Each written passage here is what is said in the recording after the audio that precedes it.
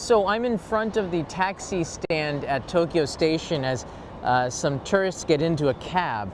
And recently, there has been some staff at Narita Airport handing out this flyer to people that are visiting Japan. And I wanted to go over this to you. There are an increasing amount of unauthorized illegal taxis here in Tokyo that are worrying people in the industry because there's a lot of risk for those that do take one of these gypsy taxis. And you can tell which ones are illegal and not illegal by the license plates here. You can see here, the circle means that's the correct one. Taxi license plates are green, or they have this like a white with a design, an exploding star design behind it. And a green frame around it. But the white taxis are the normal cars. And if you see a taxi with this license plate color, it is not an authorized taxi cab. And there are issues with that if you do ride in an unauthorized taxi cab. I'm for supporting local businesses, but the problem is though that these cabs are not insured. So should you get into an accident, this could be a really big problem. On top of that, they're also not monitored. There's no authority behind it. There's no way to track you. And if you were to lose something, there's no way to get your stuff. There's a lot of risk involved, basically. And they wanted people to know that because of an increased number of unauthorized taxis. And it's sort of expected because right now, let me sit down.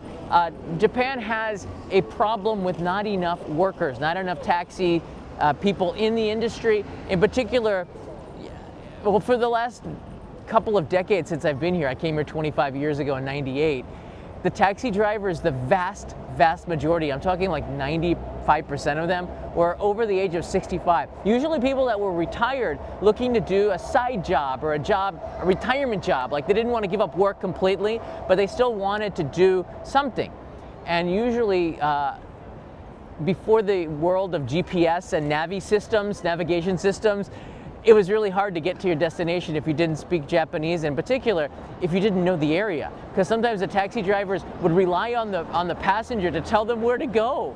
You could give them the address and they'd have to find it on a map or call on the CB and try to figure out where to go, going left, right. And I've had some unusual situations with taxi drivers decades ago. You don't get that anymore thanks to navigation systems, but because of the lack of workers here in Tokyo, we're getting less taxis. Now, this is an authorized spot. This is the taxi stand outside of Tokyo Station right there. There's the JR Tokyo stand right there. So all these tourists are getting off of the Shinkansen, they're going to their hotel, they're going someplace, and the taxis come around. Now, they aren't all black. This one is a white taxi, and you can see the license plate has that color on it. Hold on. It's got that exploding star pattern, like exploding rainbow, I guess you could call it. That is an official taxi. So that's how you know from the number plates. This cab is a different color, so you can't tell just by the colors or not, but the number plate. Again, they used to have their names on the dashboards, the taxi drivers. They don't have that anymore. This is another cab. This one is a little bit bigger in scale. You can see this maybe fits 6 people. If you have more than 5 people, that's another issue. If you have more than 5 people, or 4 people, 3 in the back, 1 in the front, you have to get a second cab. So they won't squeeze you in. It's not a question of service. It's a question of breaking the law. That's a green license plate, so it is an official cab. Just little things that tourists should definitely be aware of. The articles are running now in the newspapers. Check it out. This is a really good article from Yomiuri Shimbun, a very respectable site. They have an English site. A lot of the newspapers in Japan are starting English publications, which is really good, which is very good. And let me read this to you. Unlicensed taxis rampant around Narita Airport as foreign visitors return to Japan. Most of these cabs are Chinese-speaking drivers, and a lot of them don't even ask for money. They're just bored and they want, well, let's read it. Numerous unlicensed taxis at and around Narita Airport in Chiba Prefecture are targeting international visitors whose numbers have been quickly rebounding since the government lifted corona-related restrictions, the road transportation law prohibits drivers from private cars without taxi license from carrying others as a paid service. Doing so is called shirotaku in Japanese, or driving with a white license plate. Many shirotaku drivers are believed to be Chinese-speaking people, and reservations and payments are often said to be made online. It is reported, well, you get the picture. I put a link in the description to this article. A lot of the problems have been coming from tourists from Singapore, Hong Kong, Taiwan, Chinese-speaking tourists, from Chinese-speaking taxi drivers. They might not just know the law. Another day, they do have some examples here. A Chinese-speaking man, oh, it just went by here. Chinese-speaking man picked up tourists. He just pulled up. The article is pretty interesting. The driver just pulled up to Narita, and he just started putting suitcases into the back of his taxi. And the tourists didn't know what was going on, so they said, oh, okay, he's a taxi driver. And then he just took them around the sites, and he didn't charge any money. And apparently the newspaper caught up to this driver, and he had no regret or remorse at all for what he was doing. I guess he should, maybe, shame, but it's happening more and more. And it's a strange, Poco writes it here, strange hobby. It is very strange, but people, look, I was picked up when I was hitchhiking. I've had about 70 rides over the course of my time in Japan. It's like, why do people pick up? They're bored, they want something to do, they want company, they want to talk to people. They're driving anyways, and they want to get people, you know, they want somebody to talk to in the passenger seat to stay awake, or sometimes, you know, it's interesting, they're curious. There's lots of reasons why people do it, but it's wrong. And which makes me wonder if hitchhiking is going to be outlawed in Japan. I don't know, it's not right now. It's actually a mode of transportation in rural areas where people will hitchhike because there is no public transportation, and you know, hitching rides from neighbors is a way to get around in the countryside, which is why it probably isn't illegal to this day. Now everybody knows these taxis here. These are the taxis with the shape of the English cabs, but they're much smaller. There's a more traditional, what is that, a Toyota Crown, which is the old ones, and this is the new version of the taxis here, right there. So that taxi right there has the new style to it. It's a lot bigger. It has more space for tourists to be able to put their luggage inside of there. So that's a good thing. And also inside, I noticed that these new English style taxis also have a lot more headroom. So if you are over the age, you know, 6'2" or 190 centimeters, you have a much more comfortable ride than this cab that just pulled in, which is probably made for people that are about 6'1" or less, and a lot more leg room. That's a super deluxe. These are special cars made just for Toyota. That's an older one back in the day. And the way it works here, there's a taxi queue, so everybody queues up. But I want to tell you a little secret here. All right, I don't queue up. Well, I do if there's not a long line. But sometimes when I'm coming back from the location shoots, the queue is very long. So what I do is I walk across the street. This is Tokyo Station, so there's so many taxis going by. I walk across the street where you see that white wall there, and I stay there, and I get a cab within usually a minute. And I avoid the line, which is sometimes 20 minutes long. It just depends on the day of the week and when you come back and the time of day. But yeah, I kind of avoid it. But you also need to have less luggage, because if you have luggage, the taxi line is pretty convenient. You don't have to move. But the taxi line is a line. This is all lined up. These are all taxis in a queue, and you can see they're moving around. And it's the same at Narita Airport, it's the same at Haneda, it's the same at all the major train stations in Japan. They have taxi queues. So if you're in front of a station, they're gonna tell you, just because there's a taxi there, they're gonna tell you. It's not cutting in line, peso.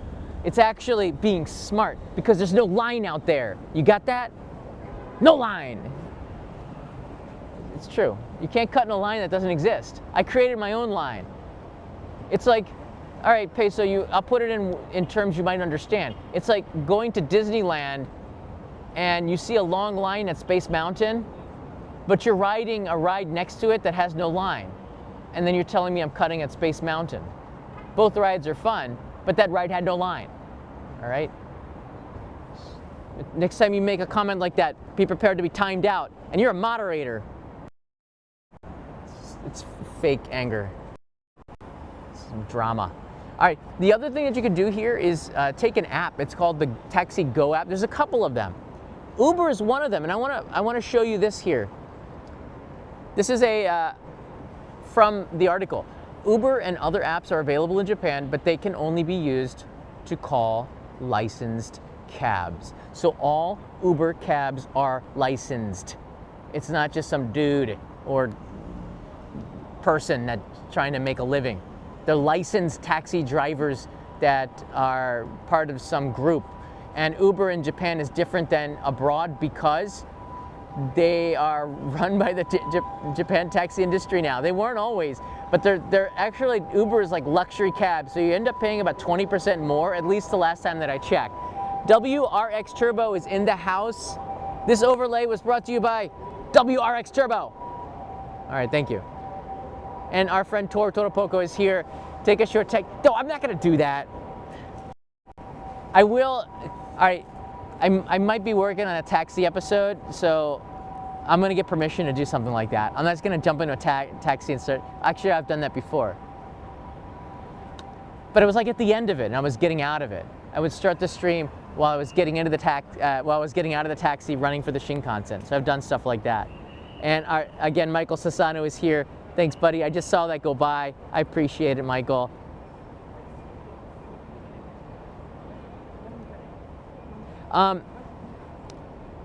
Yeah, the articles, I've been curious because, again, this is the flyer that's being handed out. This flyer is being handed out to everybody at Narita Airport. Well, that's arriving into Japan. It's not just anybody. It's tourists arriving at Narita. Narita seems to be the biggest problem. Haneda is more, when you enter into Haneda, I think it's more regulated, or Narita is more like the Wild West. It's out there in Chiba, so I guess there's more space. There's more ways for people to get in. And there's a lot of traffic. It's mostly international tourists coming into Narita. There's not a lot of domestic, so there's more chances to slip through the cracks at Narita, I think, than Haneda, which is kind of both here. Let's go over, hey, back it. Okay, good. John doesn't like to be front and center. Let's put this flyer front and center. Let's go over it really quickly together. Again, the flyer is in Chinese, also in English, because we know that tourists are coming here from China, and that's been the biggest problem. Look for these license plates. A warning, should you be injured in an unlicensed taxi, you may not be protected by any insurance coverage. You might be, you might not be. You probably won't be. Unlicensed taxis are not reliable in safety. You don't know if the driver's been trained. If you say follow that cab, maybe he's not trained in following cabs or detective defensive driving skills. So, you know, pick your driver carefully. For safety, use legally licensed drivers. And you just don't know who these people are. So, you know, maybe you could drive a taxi for a day as a live stream. That's not I have to get a license first. I want to learn how, let's put it like this, okay? I want to see how long it takes and what is required to become a licensed taxi driver, and then we'll consider it. How about that? I think you've opened up a door, Toro Porco here. John, would you ever try to be a rickshaw runner? Maybe. I'm not in. Those people, including, like, it doesn't even matter the age of those Jin rickshaw drivers in Asakusa. They are in darn good shape. I would consider it. You could pick up followers as a form of meet and greet. That's a really good idea. I like this. All right, keep it coming. Keep it coming, Court. No, but I'm liking the direction of this. I'm liking the direction of this. This is really cool. Yesterday I was at Shibuya Crossing.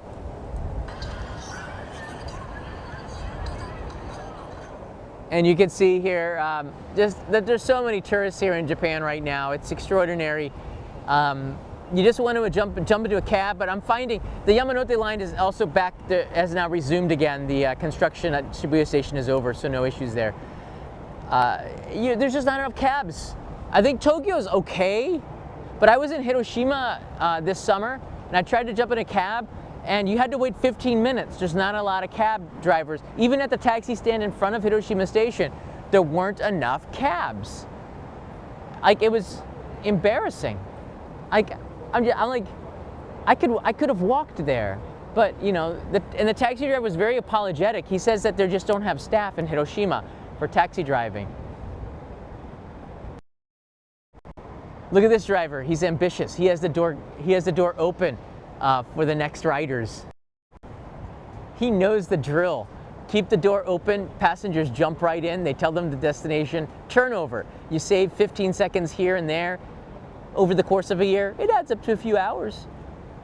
So there you go. That's pretty smart. The doors auto close. You don't have to touch anything. But I do recommend that you use your seatbelt in there because, yeah, they're quite wide. They're very spacious inside these new cabs. Here you can see there's a lot of foot room. And the one thing is that they have monitors on the back of the cab. So you can pay in cash, but you can also pay in credit card. And all of these taxis have different ways to pay, I've noticed. It's almost somewhat confusing. Some of them have a little panel that's connected to the dashboard that they can move around and with the wire attached to it. That's what you put your credit card on there, you could touch the top of it. The newer taxis have, oh look, he's got opened it up. Let's see if we can see it on the inside. Oh yeah, there it is. You can see they have monitors on the back of the screen here. And then this one has on the bottom of the taxi here, I don't want to film him who's looking at me.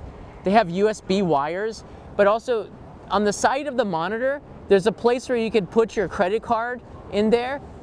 And some of them have this. You touch your payment method.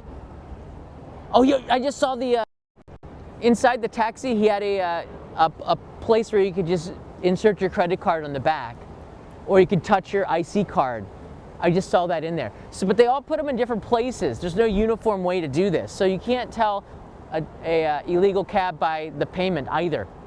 Some of them have these little panels. Some of them are in the monitor. And then some of them are attached to the side. And then some of them just take your card and then they do it in the front too for the older taxis. But you notice that they're all not the same. Ellis Taxi License Fund. Really, Ellis? All right, you know what? If you and David come to visit in Japan, I will pick you up in a taxi, one way or another. Let's put it like this. I'll come and try to meet you guys. I'll try my very best. Depends when you're coming. I appreciate that. That's our brothers from another's mothers. Yeah, so this is the old school taxis. So you just can't tell. In a taxi queue, you also can't pick which taxi. The only time you could pick and say, no, that taxi is too small. But you can't say, no, I want to get the new taxis, like these ones with more headroom, unless you're like 7 foot tall. You need to have a good reason to reject a cab in a taxi line, because they're all the same, even though the, oh, hello. Hi, how did you track me? Yes, I wow. just noticed you. I'm a big fan. Thank you so much yeah. for the videos. Helped me a lot. This is my first trip here. Oh, welcome. Here you go. Here's a you found me card. Awesome. Thank you so much. Where are you from? Originally from Iraq, but I live in Canada. Oh, awesome. Yeah. You want to say hi to everybody? Yeah, of course. Oh, you said it the other way around. Hey, hello everyone. Hi. Hey. Come visit Japan. All right. What's been your favorite thing here? And to be honest with you, everything is amazing here. It's a totally different, like it feels like a different world in here, you know? It's a beautiful country. I encourage everybody to visit at least once in their life. Oh yeah, at least once, maybe 10 times would be good. At least once, you know? Yeah. It's been amazing. Leaving tomorrow to other cities, and yeah, everything is amazing. Cool. I just wanted to say thank you so much. No, I appreciate it. Yeah. Yeah. Thank so you. much, man. Thank you. Thanks, Yeah. I appreciate it. All right. Have a good trip. Oh, sure. That's okay. Thanks so much. You're man. welcome. Thank you. Have a good trip. Well, that was nice. That was very nice. So yeah, that's about it. That's all I really had to talk about with you. If you have any questions, leave them in the comments below. But be aware of illegal taxis, all right? Just it's something that I really hadn't thought much about, because we all think that Japan is an extremely safe country, but that's not always the case. There are times where some taxis, you know, have drivers that are unlicensed, and it can be a little bit scary because you don't know who that driver is. And I think they took some of the names of the passengers, the names of the people off of the dashboard of the taxis, so that's been an issue as well. If you have any questions, leave them in the comments below, and I'll be happy to try to answer that. And have a safe trip when you come to Japan. Mata ne. Oh, by the way, one other thing. Like I'm signing off, and I had a couple of things to show you here. Good job. How's it going? Oh, hey, how are you? We watch you on YouTube. Oh, thank you. Fabulous. Thank Where are you guys visiting from? LA, okay. Yeah. Awesome. Thank you so much. You're welcome. Have a safe trip. Ellis will be happy that I'm doing this too. Ellis, I brought a copy of it. There's a Black Friday sale on Blu-ray discs. I think we have about 150 of them, 100 left. They're on sale at store.onlyinjapan.tv. If you buy two, you get a little bit more of a discount, and it's for a limited time, folks. So if you haven't gotten one already, maybe get another one as a present. Really appreciate it as a gift. And this month, if you really want to support the channel, thank you. This month's postcard is great for the refrigerator. Put it on there. It's autumn colors from the world's oldest hotel. Every month there's a new postcard. Really appreciate it.